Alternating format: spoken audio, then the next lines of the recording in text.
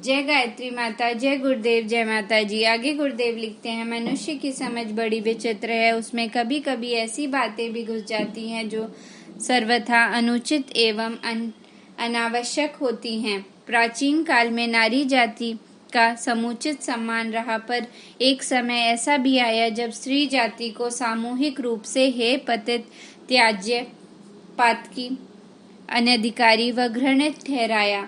उस विचारधारा ने नारी के मनुष्योचित अधिकारों पर आक्रमण किया और पुरुष की श्रेष्ठता एवं सुविधा को पोषण देने के लिए उस पर अनेक प्रतिबंध लगाकर शक्तिहीन, साहसहीन, विद्याहीन बनाकर उसे इतना लुंज पुंज कर दिया कि बेचारी को समाज के लिए उपयोगी सिद्ध हो सकना तो दूर, आत्मरक्षा के लिए भी दूसरों का मोहताज होना पड़ा। आज भारतीय नारी पालतू पशु पक्षियों जैसी स्थिति में पहुंच गई है, जिसका कारण वह उल्टी समझ ही है जो मध्यकाल के सामंतशाही अहंकार के साथ उत्पन्न हुई थी। प्राचीन काल में भारतीय नारी सभी क्षेत्रों में पुरुषों के समकक्ष थी।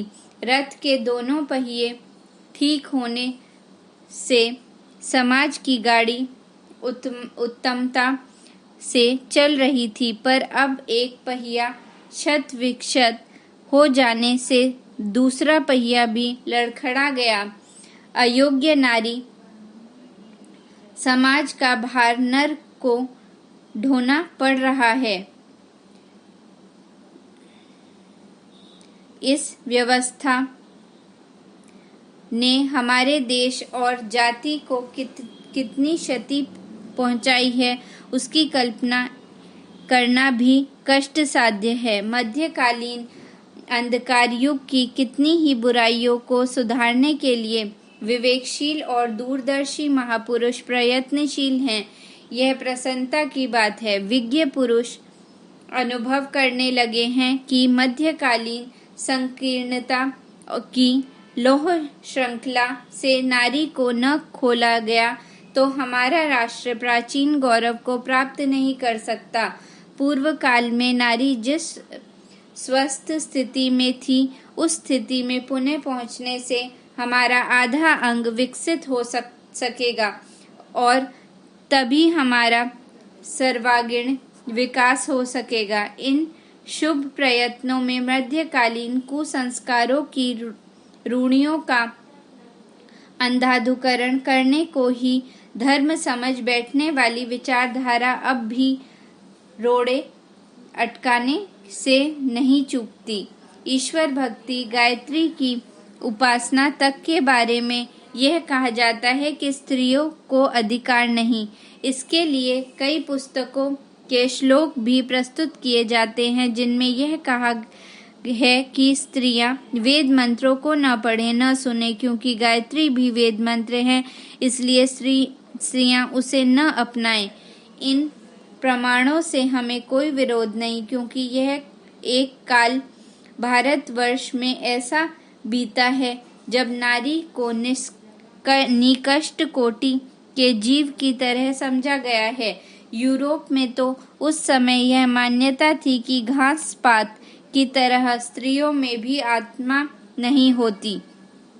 यहाँ भी उनसे मिलती जुलती ही मान्यता ली गई थी। कहा जाता है कि स्त्रियां मंत्र रहित असत्य स्वरूपिणी हैं। स्त्री को ढोल, गवार, शूद्र और पशु की तरह पीटने योग्य ठहराने वाले विचारकों का कथन था कि स्त्रियां स्वभावतया ही व्यभिचारिणी, चंचल चित्त और प्रेम शून्य होती हैं। उनकी बड़ी होशियारी के साथ देखभाल रखनी चाहिए। बुद्धिमान कौन है? जो नारी रूपी पिशाचिनी से नहीं ठगा गया। जब स्त्रियों के संबंध में ऐसी मान्यता फैली हुई हो तो उन पर वेद शास्त्रों से, धर्म कर्तव्यों से, ज्ञान उपार्जन से वंचित रहने का प्रतिबंध लगाया गया हो तो इसमें कुछ आश्चर्य की बात नहीं है। इस प्रकार के प्रतिबंध सूचक अनेक श्लोक उपलब्ध भी होते हैं। स्त्रियों, शूद्रों और नीच ब्राह्मणों को वेद सुनाने का अधिकार नहीं। स्त्रियों के जात कर्मादि सब संस्कार बिना वेद मंत्रों के करने चाहिए। स्त्रियां वेद की अधिकारी नहीं हैं। स्त्री और शूद्रों को वेद का अधिकार नहीं है। स्त्री अध्ययन रहित होने के कारण यज्ञ में मंत्रोच्चार नहीं कर सकती, इसलिए केवल पुरुष मंत्र पाठ करें। इस प्रकार स्त्रियों को धर्म, ज्ञान, ईश्वर उपासना और आत्म कल्याण से रोकने वाले प्रतिबंधों को कई भोले मनुष्य सनातन मान लेते हैं और उनका समर्थन करने लगते हैं। ऐसे लोगों को जानना चाहिए कि प्राचीन साहित्य में इस प्रकार के प्रतिबंध कहीं नहीं हैं, वरन उसमें तो सर्वत्र नारी की महानता का वर्णन है और उसे भी पुरुष जैसी ही धार्मिक अधिकार प्राप्त है।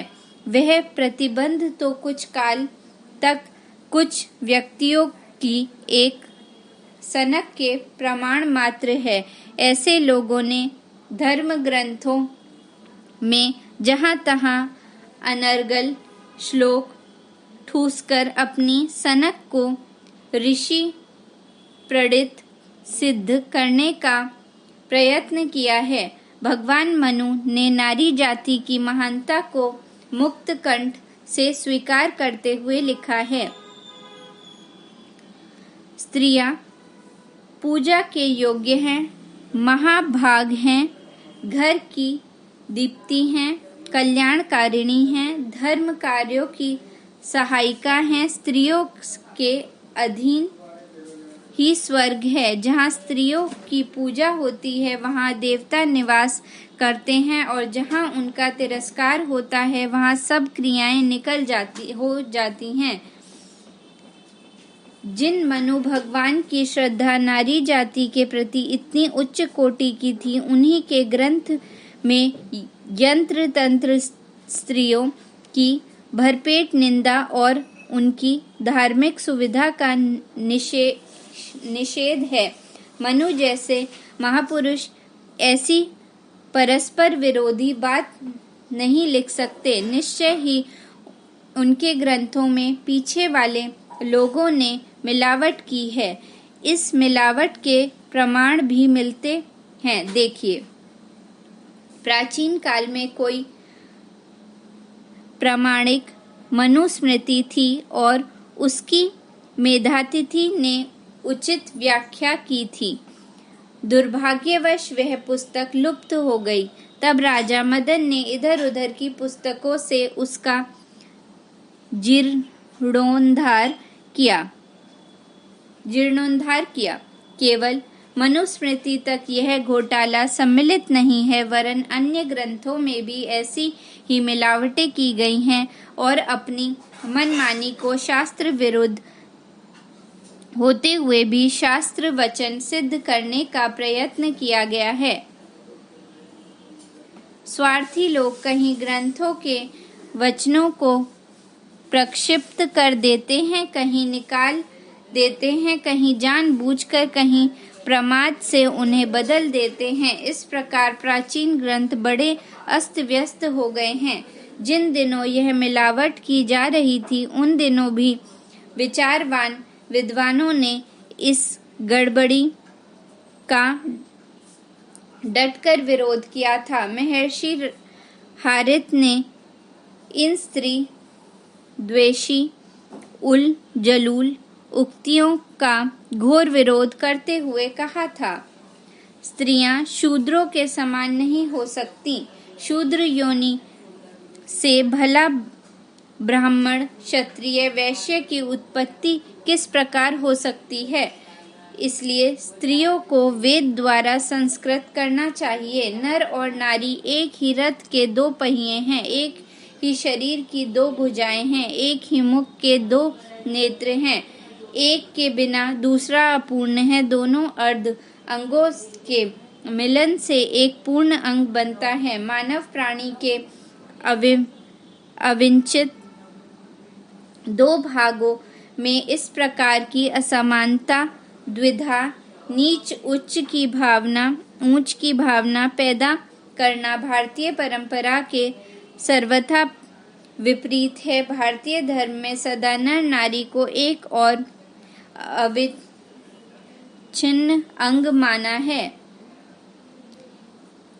ऐसी दशा में यह उचित नहीं। आत्मा के समान ही संतान है, जैसा पुत्र वैसी ही कन्या, दोनों समान हैं। पुरुष अकेला नहीं होता, किंतु स्वयं पत्नी और संतान मिलकर पुरुष बनता है, अर्थात पति पुरुष का आधा अंग है। ऐसी दशा में यह उचित नहीं कि नारी को प्रभु की वाणी वेद ज्ञान से वंचित रखा जाए। अन्य मंत्रों की तरह गायत्री का भी उसे पूरा अधिकार है। ईश्वर की हम नारी के रूप में, गायत्री के रूप में उपासना करें और फिर नारी जाति को ही घृणित, पतित, अस्पृश्या, अनधिकारिणी ठहराएं, यह कहाँ तक उचित है, इस पर हमें स्वयं ही विचार करना चाहिए। स्त्रियों को वेदाधिकार से वंचित रखने तथा उन्हें उसकी अधिकारिणी मानने से उसके संबंध में स्वभावतः एक प्रकार की हीन भावना पैदा हो जाती है, जिसका दुर्वृत्ति घातक परिणाम हमारे सामाजिक तथा राष्ट्रीय विकास पर पड़ता है। यूं तो वर्तमान समय में अधिकांश पुरुष भी वेदों से अपरिचित हैं और उनके संबंध में ऊट पटांग बातें करते रहते हैं, पर किसी समुदाय को सिद्धांत रूप से अधिकारी घोषित कर देने पर परिणाम हानिकारक ही निकलता है। इसलिए वितंडावादियों के कथनों का ख्याल न करके हमको स्त्रियों के प्रति किए गए अन्याय का अवश्य ही निराकरण करना चाहिए। वेद ज्ञान सबके लिए है, नर नारी सभी के लिए हैं। ईश्वर अपनी संतान को जो संदेश देता है उसे सुनने पर प्रतिबंध लगाना ईश्वर के प्रति द्रोह करना है। वेद भगवान स्वयं कहते हैं, हे समस्त नारियों, तुम्हारे लिए ये मंत्र समान रूप से दिए गए हैं तथा तुम्हारा परस्पर विचार भी समान रूप से हो। तुम्हारी सभाएं सबके लिए समान रूप से खुली हुई हों। तुम्हारा मन और चित्त समान मिला हुआ हो। मैं तुम्हें समान रूप से मंत्रों का उपदेश करता हूँ और समान रूप से ग्रहण करने योग्य पदार्थ देता हूँ। स्त्रियों को वेद मंत्रों का अधिकार है या नहीं, इस प्रश्न को लेकर काशी के पंडित में पर्याप्त विवाद हो चुका है। हिंदू विश्वविद्यालय काशी में कुमारी कल्याणी नामक छात्र वेद कक्षा में प्रविष्ट होना चाहती थी, पर प्रचलित मान्यता के आधार पर विश्वविद्यालय ने उसे दाखिल करने से इनकार कर दिया। अधिकारियों का कथन था कि शास्त्रों में स्त्रियों को वेद मंत्रों का अधिकार नहीं दिया गया है। इस विषय को लेकर पत्र पत्रिकाओं में बहुत दिन विवाद चला। वेदाधिकार के समर्थन में सार्वदेशिक पत्र ने कई लेख छापे और विरोध में काशी के सिद्धांत पत्र में कई लेख प्रकाशित हुए। आर्य समाज की ओर से एक डेपुटेशन हिंदू विश्वविद्यालय के अधिकारियों से मिला। देश भर में इस प्रश्न को लेकर काफी चर्चा हुई। अंत में विश्वविद्यालय ने महामना मदन मोहन मालवीय की अध्यक्षता में इस प्रश्न पर विचार करने के लिए एक कमेटी नियुक्त की, जिसमें अनेक धार्मिक विद्वान सम्मिलित किए गए। कमेटी ने इस संबंध में शास्त्रों का गंभीर विवेचन करके यह निष्कर्ष निकाला कि स्त्रियों को भी पुरुषों के भांति वेदाधिकार है। इस निर्णय की घोषणा 22 अगस्त को सनातन धर्म के प्राण समझे जाने वाले महामना मालवीय जी ने की। तदनुसार कुमारी कल्याणी देवी को हिंदू विश्वविद्यालय की वेद कक्षा में दाखिल कर लिया गया और शास्त्रीय आधार पर निर्णय किया कि विद्यालय में स्त्रियों के वेदाध्ययन पर कोई प्रतिबंध नहीं रहेगा। स्त्रियां भी पुरुषों की भांति वेद पढ़ सकेंगी। महामना मालवीय जी तथा उनके सहयोगी अन्य विद्वानों पर कोई सनातन धर्म विरोधी होने का संदेह नहीं कर सकता। सनातन धर्म में उनकी आस्था प्रसिद्ध है। ऐसे लोगों द्वारा इस प्रश्न को सुलझा दिए जाने पर भी जो लोग गड़े मुर्दे उखाड़ते हैं और कहते हैं कि स्त्रियों को गायत्री का अधिकार नहीं है, उनकी बुद्धि के लिए क्या कहा जाए समझ में नहीं आता।